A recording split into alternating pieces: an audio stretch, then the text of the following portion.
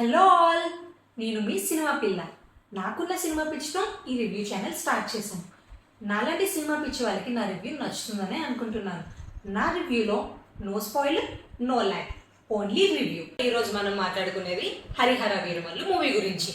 ఈ మూవీ కోసం నేను ఎప్పటి నుంచో వెయిట్ చేస్తున్నాను, కానీ టికెట్స్ లేక నాకు వేరే వర్క్ ఉండడం వల్ల డిలే అయింది. ఈలోపు ఎక్కడ చూసినా సరే మూవీ అలా ఉంది ఇలా ఉంది అని ఏవో మాటలు చెప్తున్నారు.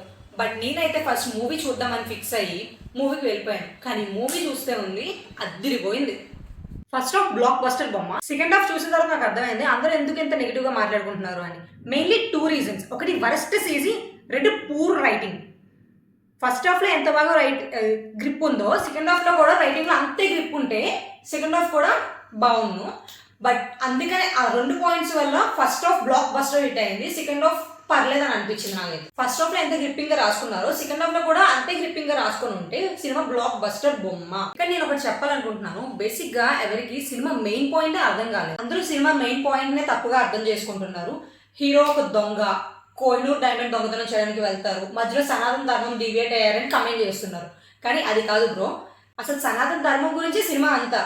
ఆ సనాతన ధర్మం దాన్ని కాపాడడానికి ఒక రూట్ మ్యాప్ ఎంచుకుంటారు. అది థీఫ్ అని, కోహినూర్ డైమండ్ కోసం వెళ్ళడం అని. ఇది పాయింట్, ఇది మెయిన్ ట్రాక్. ఇది వదిలేసి మీరు వేరే ట్రాక్ లో వెళ్తున్నారు. మెయిన్ పాయింటే సనాతన ధర్మం బ్రో. మీరు తప్పుగా అర్థం చేసుకున్నారు, లేదా నాకు ఎక్కువ అర్థం అవుతుందో నాకు అర్థం కావట్లేదు. అయినా నాకు అర్థం కాదు, సినిమా బాగాలేదంటే మాత్రం అది బాగాలేదు ఇది బాగాలేదని తెగ వాగేస్తారు. సినిమా 5 years అవుతుంది బ్రో. వేరే సినిమా అయితే అవుట్డేటెడ్ అయిపోతుంది, కానీ ఈ సినిమా ఇప్పటికీ కూడా ఇంత ఇంపాక్ట్ ఇస్తుందంటే అది అక్కడే విన్నారు కదా. చిన్న చిన్న ఇష్యూస్ వల్ల సినిమా మొత్తాన్ని తప్పు పట్టడం కరెక్ట్ కాదు కదా. మూవీ డీటెయిల్ గా మాట్లాడుకుంటే ఫస్ట్ థింగ్ వచ్చేసి బీజిఎం. కీరవాణి గారు బీజిఎం అద్దరు కొట్టారు. ఒక్కొక్క ఫైట్ సీన్ కి, ఒక్కొక్క ఎలివేషన్ కి బీజిఎం అయితే వేరే లెవెల్.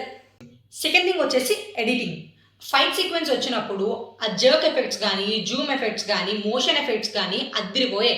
పవన్ కళ్యాణ్ గారి యాక్టింగ్ గురించి అయితే అసలు మాట్లాడక్కర్లేదు. Power star is always power star. మూవీలో ప్రీ ఇంటర్వెల్ ఫైట్ ఒకటి ఉంటుంది, అద్దరిపోతుంది. అండ్ ప్రీ క్లైమాక్స్ ఫైట్ ఉంటుంది, అదైతే పూన కాలే. మూవీలో 2 ట్విస్ట్లు ఉంటాయి. ఫస్ట్ హాఫ్ లో ట్విస్ట్ ఉంటుంది, సెకండ్ హాఫ్ లో ఇంకో ట్విస్ట్ ఉంటుంది. 2 ట్విస్ట్లు మీరు అసలు ప్రిడిక్ట్ చేయలేరు. Very unexpected. క్లైమాక్స్ చాలా యూనిక్ గా ఉంది. ఇంట్రెస్టింగ్ గా వెళ్తున్న టైంలో ఎంకర్ పడింది. సెకండ్ హాఫ్ కోసం క్యూరియాసిటీని పెంచింది. ఇంకా నెగిటివ్స్ గురించి మాట్లాడుకుంటే హీరోయిన్ ఎందుకు పెట్టారు అనేది క్వశ్చన్ మార్క్. నాకు కూడా అర్థం కాలేదు. అది మన హీరో ఏమో సనాతన ధర్మం అని అంటారు, మరి నెక్స్ట్ వెంటనే వచ్చి హీరోయిన్ తో మాట్లాడతారు.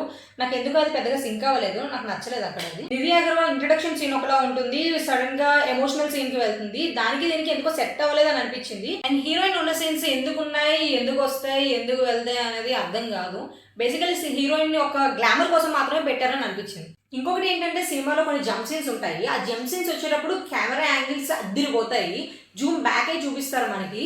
కానీ మళ్ళీ అక్కడ సీజీ వల్ల దెబ్బడిపోద్ది. ఆ సీజీ ఒక్కటి బాగుండుంటే మైండ్ బ్లోయింగ్ షాట్ అది. ఇంకే నక్క పులి సీన్స్ వచ్చేసరికి నక్క దగ్గర అయితే నైట్ టైం కాబట్టి ఓకే, బట్ ఈ పులి దగ్గరకు వచ్చేసరికి ఏదో కార్టూన్ క్యారెక్టర్ తిరుగుతున్నట్టు అనిపిస్తుంది. అసలు సీజీ అయితే దారుణంగా ఉంది. ఆ సెకండ్ హాఫ్ లో సీన్స్ రైటింగ్ చాలా పూర్ రైటింగ్ అనిపించింది. ఇంకొంచెం బెటర్ గా రాసుంటే బాగుంది. చివరికి ఒక మాట, నేను ఎవరిని తప్పు పడ్డట్లేదు. చిన్న చిన్న ఇష్యూస్ వల్ల మూవీ మొత్తాన్ని నెగిటివ్ చేయడం కరెక్ట్ కాదు కదా అన్నది నా ఫీలింగ్. అంతే.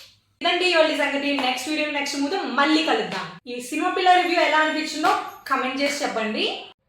మీకు నా వీడియో నచ్చితే లైక్ చేసి సపోర్ట్ చేయండి. అండ్ మనలాంటి సినిమా పిచ్చి వాళ్ళకి షేర్ కొట్టేయండి. మళ్ళీ నా వీడియో చూడాలి అనుకుంటే సబ్స్క్రైబ్ చేసుకొని గంట సింబల్ నొక్కడం మర్చిపోకండి. Thank you.